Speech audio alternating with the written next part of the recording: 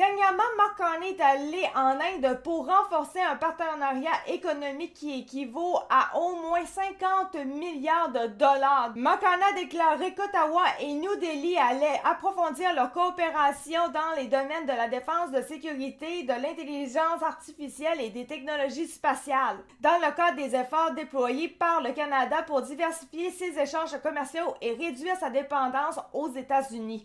Donc, on va aller voir ça un petit peu plus près. On va aller prendre le site Word.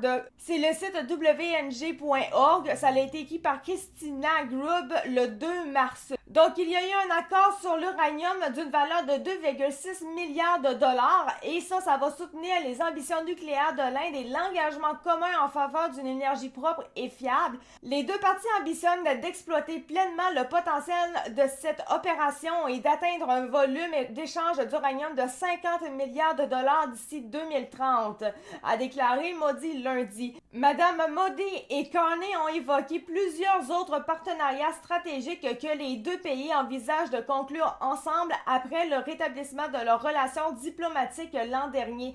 Il a qualifié ce renouveau diplomatique de partenariat précieux, empreint d'ambition, de détermination et de vision à long terme. Un accord récemment signé sur les minéraux critiques est essentiel à ce nouveau partenariat.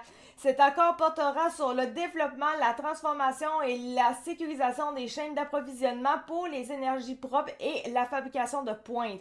Le Canada a également de grandes ambitions pour approfondir sa coopération en matière d'énergie propre en développant l'énergie éolienne, solaire et l'hydrogène pour ses citoyens. Ce nouveau partenariat inclura également une coopération en matière de défense et de sécurité, notamment autour d'une meilleure connaissance du domaine maritime.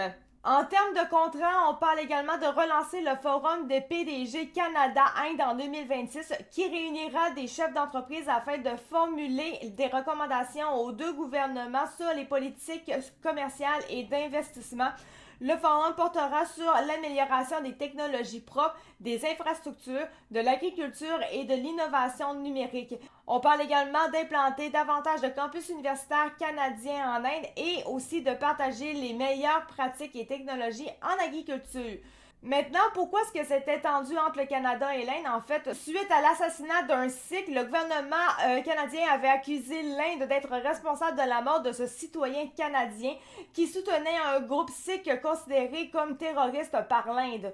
Dans la tourmente qui a suivi, les deux pays ont expulsé leurs diplomates respectifs et le Canada a mené une enquête sur des responsables indiens. Il y a eu des manifestations qui ont également éclaté en Ontario en novembre 2024 devant un événement organisé par le consulat indien. L'Inde et le Canada n'ont pas nommé de nouveaux chefs de mission avant fin août 2025, conformément au texte de l'accord conclu lundi. Donc voilà pour ce qui est finalement de la question de qu'est-ce qui s'est passé, l'accord avec le Carney en Inde, etc. Vous avez maintenant un petit peu plus de détails. J'espère que vous avez apprécié ça. On va se revoir pour une prochaine vidéo. Merci beaucoup de m'avoir écouté. C'était Actica de Choufac et à très bientôt.